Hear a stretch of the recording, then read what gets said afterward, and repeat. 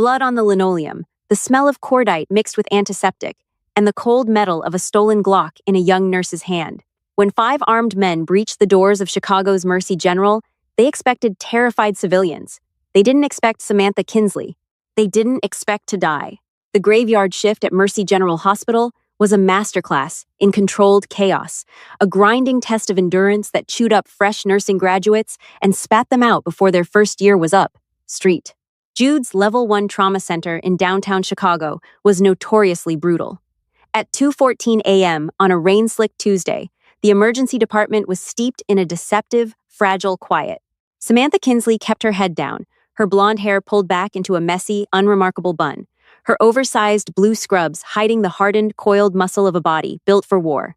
To the rest of the staff, she was Sam the Rookie, a 26-year-old recent nursing school graduate who had transferred from a quiet clinic in Ohio. She had cultivated the persona meticulously. She fumbled with the break room espresso machine. She asked redundant questions about charting software. She allowed charge nurse Brenda Carmichael to loudly scold her over minor administrative errors without ever raising her voice in defense. "Kinsley, you forgot to sign off on the fentanyl lockbox log again," Brenda snapped, slamming a clipboard onto the nurse's station counter. Brenda was a 30-year veteran of the ER, a woman whose empathy had been replaced by administrative efficiency a decade ago. "I'm so sorry, Brenda," Sam squeaked, widening her eyes just enough to look appropriately intimidated. "I'll do it right now." Dr. Gregory Albright, a brilliant but chronically arrogant trauma surgeon, smirked from his stool where he was updating patient charts on his iPad. "Take it easy on the kid, Brenda. She's probably still terrified of the sight of actual blood. We haven't had a good multi-vehicle pileup since she started. She's green." Sam offered a nervous, self-deprecating smile, grabbed the clipboard, and scurried away. Green. The word echoed in her mind, almost making her laugh. 9 years ago, long before her fabricated nursing school transcripts had been securely planted in the national database, Samantha Kinsley had been a ghost.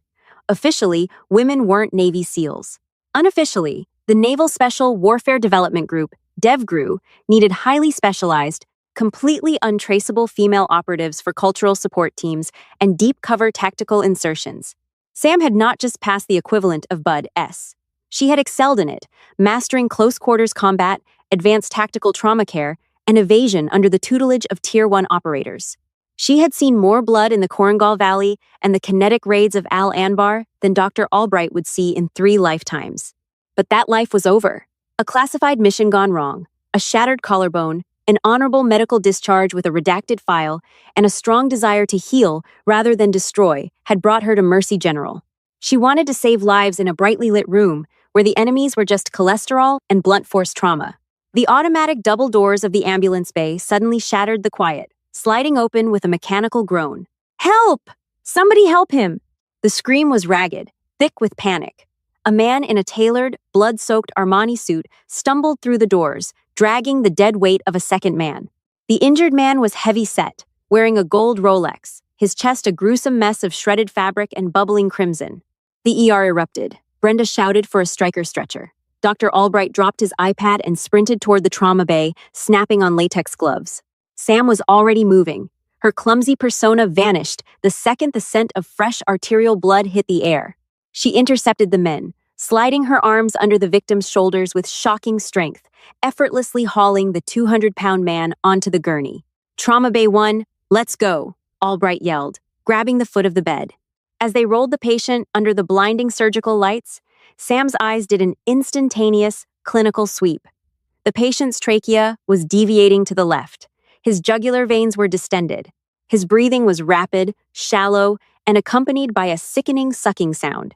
"Gunshot wound to the right thorax," Albright barked, grabbing a pair of trauma shears and cutting away the ruined shirt. "Heart rate is 140, BP is tanking. We're losing him."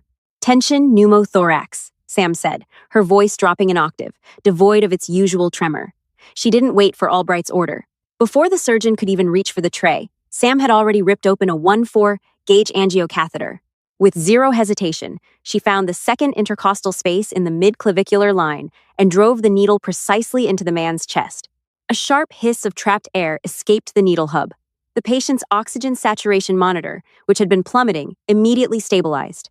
Albright froze, his hands hovering over the patient. He stared at Sam, stunned by the sheer fluidity and confidence of the maneuver.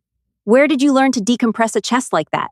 Sam blinked, instantly dialing back her posture. She let her shoulders slump, feigning a slight tremble in her hands. I read about it. In my advanced trauma life support rotation. I'm sorry, I just reacted. Before Albright could interrogate her further, Brenda pushed through the doors. His ID says his name is Dominic Costa. PD is on the way, but they're dealing with a 10-car pileup on the I-90. We are completely on our own down here for at least another 20 minutes. Sam looked down at the unconscious Costa. She recognized the intricate, faded tattoos extending past his cuffs. The Chicago Syndicate. This wasn't a random mugging, this was a targeted hit. And if the hitmen were professionals, they wouldn't leave a job unfinished. The hairs on the back of Sam's neck stood up. The same primal warning system that had kept her alive in hostile territories screamed at her. She stepped back from the trauma table, her eyes shifting to the main ER entrance. Dr. Albright, Sam said quietly, we need to lock down the ward. Lock down? Over a gang shooting? Albright scoffed, regaining his composure. This is a hospital, Kinsley, not a fortress. Get him prepped for a chest tube. Sam didn't argue. She turned her back to them and walked slowly toward the supply closet. She knew what was coming. At exactly 2:58 a.m., the hospital's power grid failed. The ER plunged into pitch blackness for 3 agonizing seconds before the diesel backup generators hummed to life, bathing the corridors in a dim, sickly yellow emergency light. The heart monitors and ventilators beeped frantically as they switched to internal battery power. What the hell is going on with maintenance? Brenda yelled from the main desk, picking up the landline phone. Dead. The phones are dead. Sam was standing near the sterile supply racks. She didn't look at the lights. She looked at the shadows. The power outage wasn't an accident. It was a localized grid cut. Standard tactical breach protocol. Then came the sound. It wasn't a dramatic explosion, but the sharp, heavy crunch of tempered glass shattering under the force of a tactical battering ram. The main ER doors buckled and blew inward. A heavy, suffocating silence fell over the waiting room, followed by the terrifying, rhythmic thud of heavy combat boots on the linoleum. 4 men entered the emergency department in a diamond formation. They were not street thugs holding sideways pistols. They wore black tactical gear, heavy level 3 plate carriers, and balaclavas. They were armed with suppressed Sig Sauer MPX submachine guns and matte black Remington 870 shotguns. They moved with a terrifying, synchronized efficiency. Officer Wyatt, an overweight, 50-year-old hospital security guard, stepped out from the cafeteria hallway, reaching for his radio. Hey, you can't be in. Thwip, thwip. 2 suppressed rounds took Wyatt in the chest. He collapsed instantly, his radio skittering across the floor.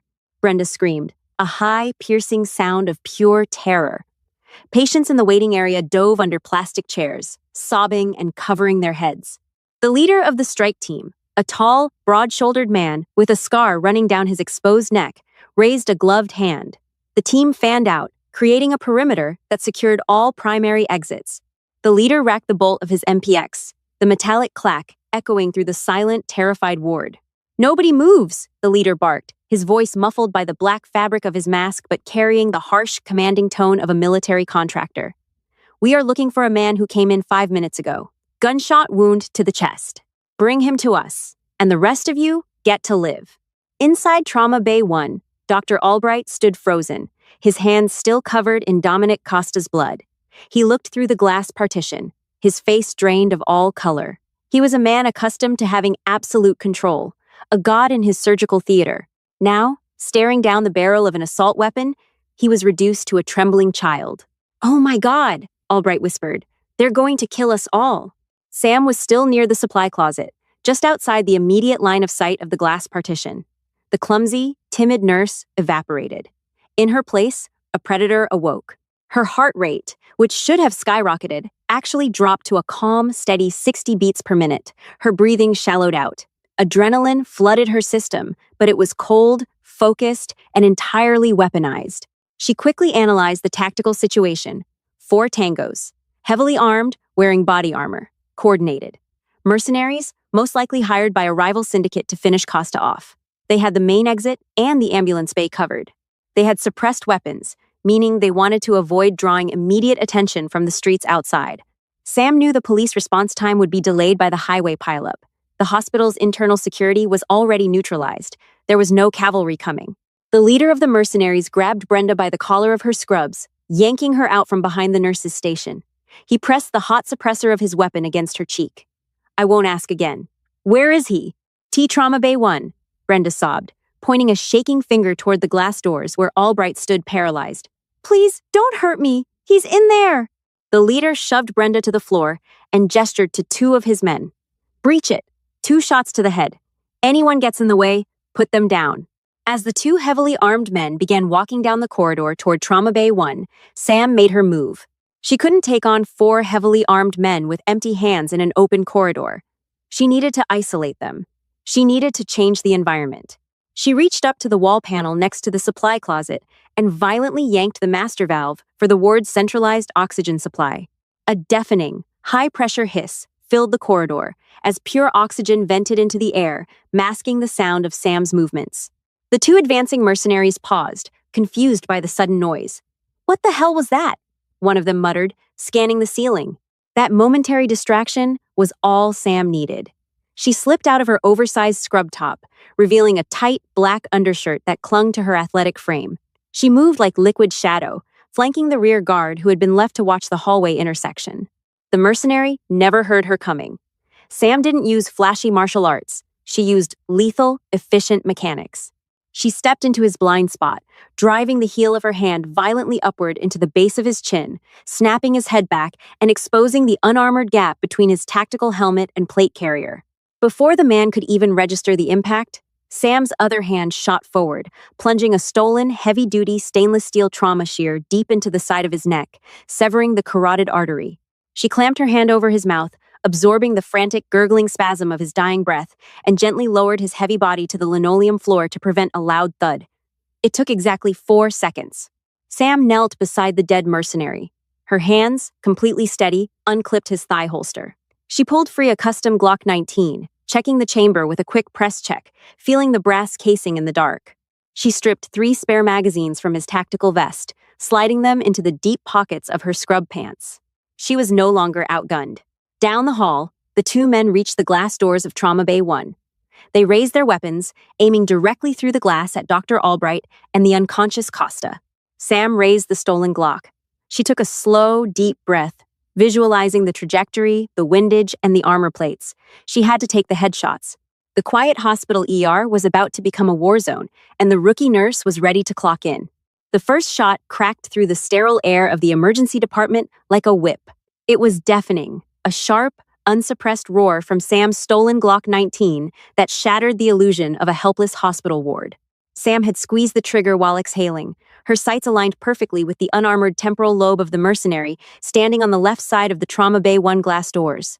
The 9mm hollow point round punched through the thick, transparent partition and struck the man right above his ear. He collapsed instantly, his body dropping like a puppet with its strings suddenly violently severed, his heavy Remington 870 shotgun clattering loudly against the waxed linoleum floor. The second mercenary, standing to the right, barely had a fraction of a second to register the sudden spray of crimson and the sound of shattering glass. He violently pivoted, his tactical training kicking in, trying to bring the barrel of his suppressed Sig Sauer MPX submachine gun toward the source of the gunfire. He was fast, a seasoned professional who had survived brutal combat zones across the globe, but he was reacting. Sam was anticipating. Before the barrel of his weapon could even clear his hip, Sam had already adjusted her aim, shifting her body weight in a fluid, practiced motion. She fired twice, a classic double tap. Both rounds caught the mercenary squarely in the throat, bypassing his heavy level 3 chest plate. He choked, a sudden spray of red mist, painting the remaining glass of the Trauma Bay doors, and crumpled backward, his fingers convulsing on the trigger of his MPX. A short, suppressed burst of automatic fire chewed blindly into the ceiling tiles, raining white plaster dust down onto the floor like dirty snow before he finally fell still. Inside the Trauma Bay, Dr. Gregory Albright was huddled under the stainless steel surgical table, his hands clamped tightly over his ears, trembling uncontrollably. The unconscious syndicate boss, Dominic Costa, remained completely oblivious on the operating table above him, the chest tube still dripping dark blood into a plastic suction canister. Down the main corridor, near the shattered entrance of the hospital, the strike team leader, a ruthless enforcer named Griffin, whipped his head around. The sudden, violent loss of half his team in under 10 seconds sent a shockwave of cold realization through him. These were not the panicked, scattered gunshots of a heroic but incompetent security guard. The spacing between the shots, the deadly accuracy, the absolute lack of hesitation, this was the unmistakable signature of a highly trained, Tier 1 operator.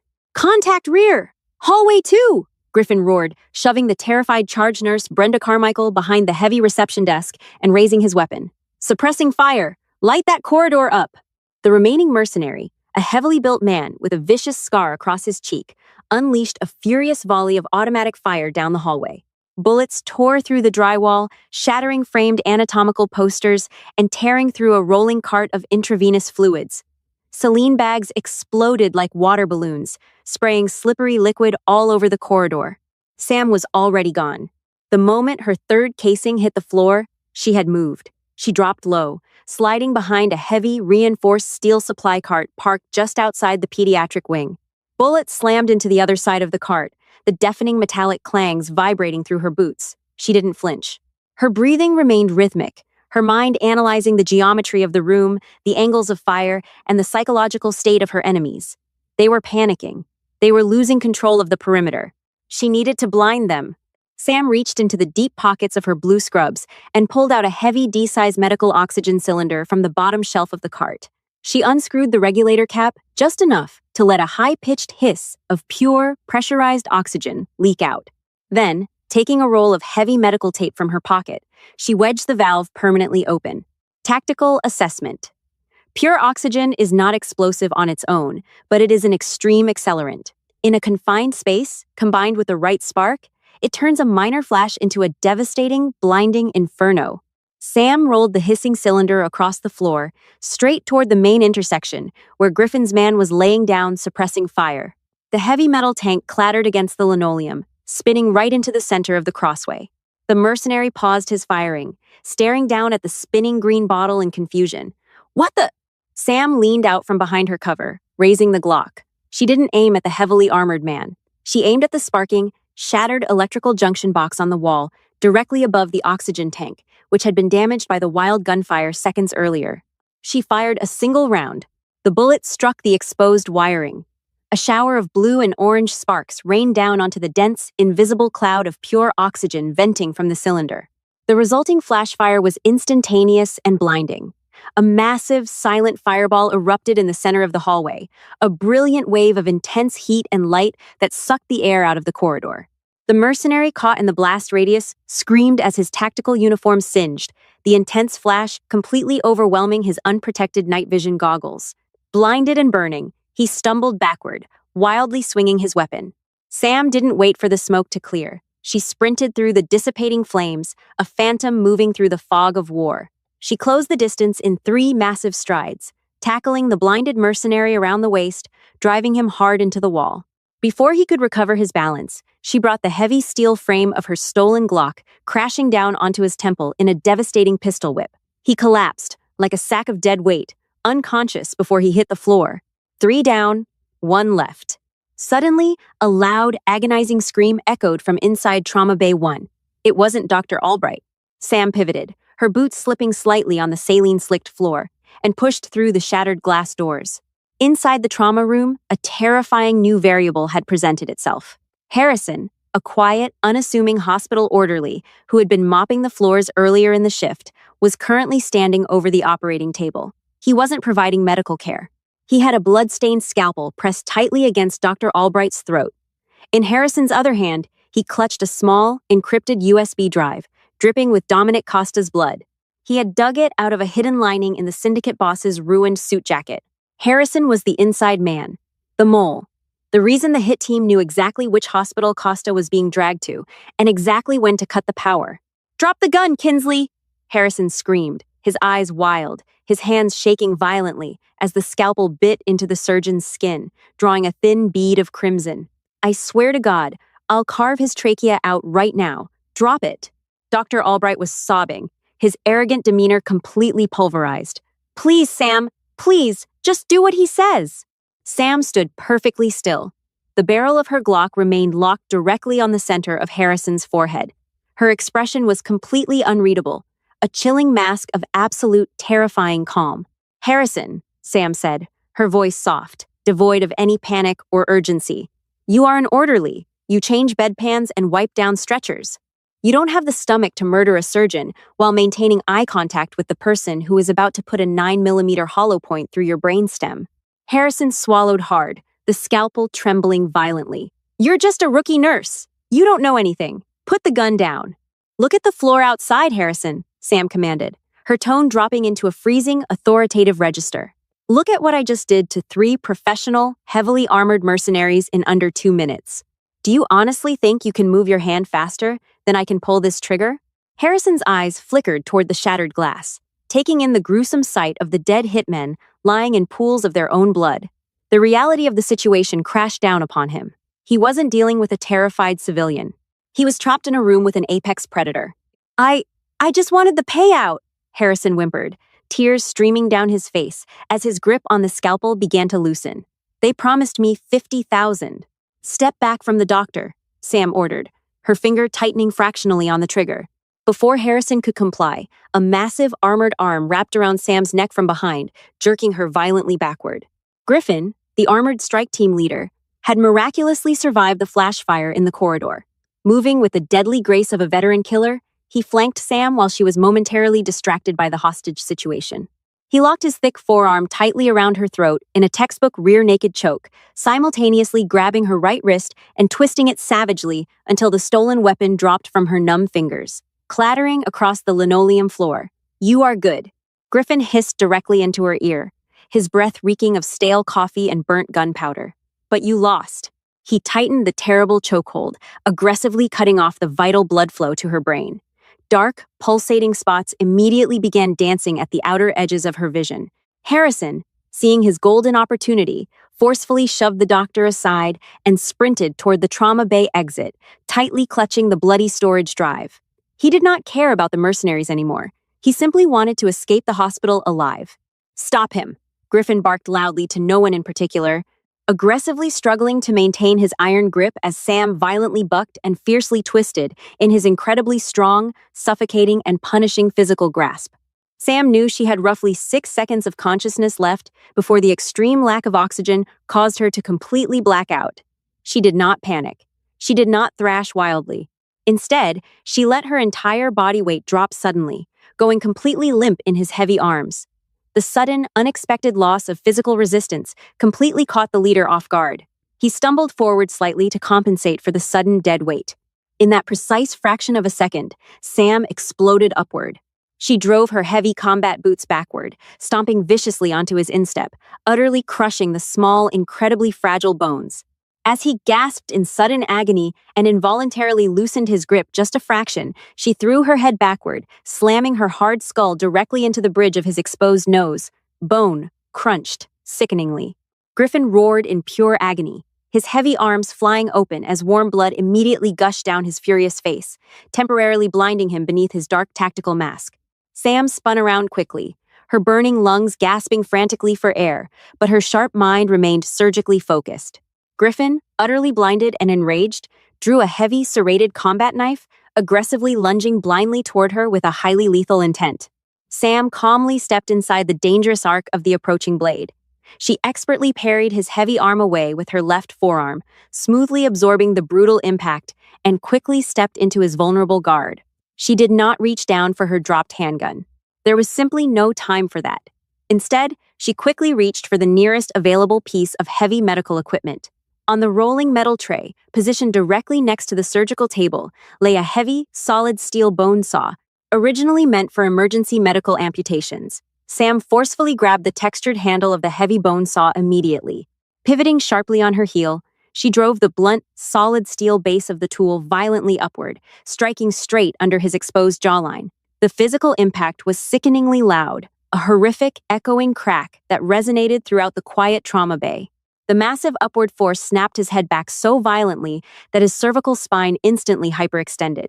The mercenary leader dropped heavily to his knees, his eyes rolling back deeply into his head, the bloody combat knife slipping uselessly from his twitching fingers. He swayed unsteadily for a brief moment before collapsing face first onto the sterile floor, completely neutralized forever. The ruined emergency department was suddenly plunged into an eerie, suffocating silence, broken only by the rhythmic, steady beeping of the heart monitor and the distant, wailing sirens of approaching police cruisers.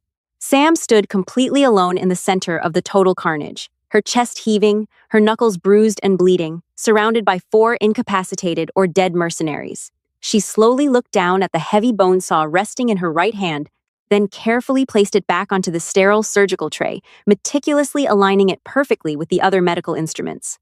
Dr. Albright slowly crawled out from underneath the table. He stared blankly at Sam, entirely incapable of speaking. She quickly grabbed her oversized scrub top, pulling it over her head to hide her tactical undershirt. She deliberately smeared soot across her pale cheek. Her eyes filled with bright, panicked tears just as heavily armed police officers violently burst inside the ruined trauma room. A gentle officer draped a warm blanket around Sam, safely guiding the weeping girl away. As she walked past the terrified surgeon, her innocent facade dropped for one brief second. She offered him a single, freezing wink, permanently sealing the massive secret of Mercy General forever. If you loved this heart-pounding story of a hidden badass taking down the bad guys, please smash that like button. Share this video with your friends who love intense action and medical dramas, and don't forget to subscribe and hit the notification bell so you never miss another thrilling true-to-life story. We post new, intense stories every single week. Comment below what you would have done in Sam's situation. Thanks for watching, and stay safe out there. Hi, my name is Tranthan, the owner and manager of Noble Tales. After watching the video, no one realized the rookie nurse had SEAL combat training until Gangsters stormed her. I'd really like to know what you think. How did this story make you feel? What stood out to me was the contrast between how Sam appeared on the surface and the strength she carried underneath. The story creates a sense of tension, but it also highlights courage, quick thinking, and staying calm when everything seems to be falling apart. One thing I took away from it is that we rarely know what experiences have shaped the people around us. Have you ever been surprised by someone's hidden abilities or resilience? And which moment in the story had the biggest impact on you? If this story resonated with you, feel free to share your thoughts in the comments, and consider liking or subscribing to Noble Tales for more stories worth talking about.